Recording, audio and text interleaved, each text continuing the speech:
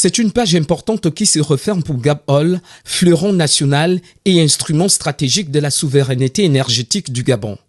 À l'occasion de la cérémonie officielle de passation de charges, la directrice générale sortante a présenté un bilan opérationnel et financier d'une solidité remarquable, marquant la fin de 17 mois de réformes structurelles profondes menées sous l'impulsion des plus hautes autorités de l'État, en tête desquelles le président de la République.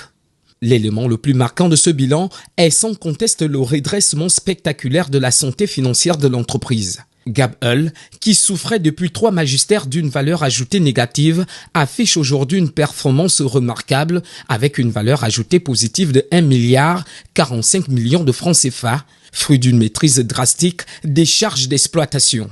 La marge commerciale a bondi de 4,186 milliards de francs CFA en 2025 contre 2,6 milliards en 2024 grâce à une optimisation fine de la gestion des stocks.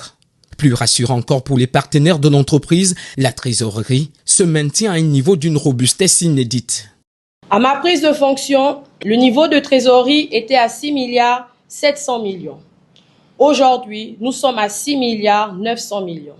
En dépit des investissements réalisés sur la période, ce niveau n'est jamais allé en deçà du seuil de 5 milliards.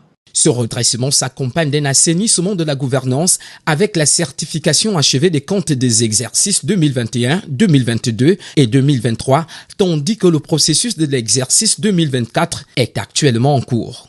Sur le plan opérationnel, Gabol a considérablement renforcé sa présence sur le territoire national. En 17 mois, le réseau de distribution est passé de 7 à 12 stations-service actives.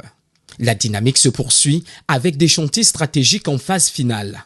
Parallèlement, la stratégie gazière a été relancée avec l'acquisition de 10 000 bouteilles de gaz, de 400 présentoirs et la réhabilitation de 250 racks garantissant un meilleur accès à l'énergie pour les ménages gabonais dans le strict respect des normes d'hygiène, sécurité et environnement. La dirigeante sortante quitte donc ses fonctions avec le sentiment du devoir accompli et une loyauté envers les institutions, transmettant à son successeur un outil industriel performant, structuré et prêt à relever les défis de la souveraineté énergétique du Gabon.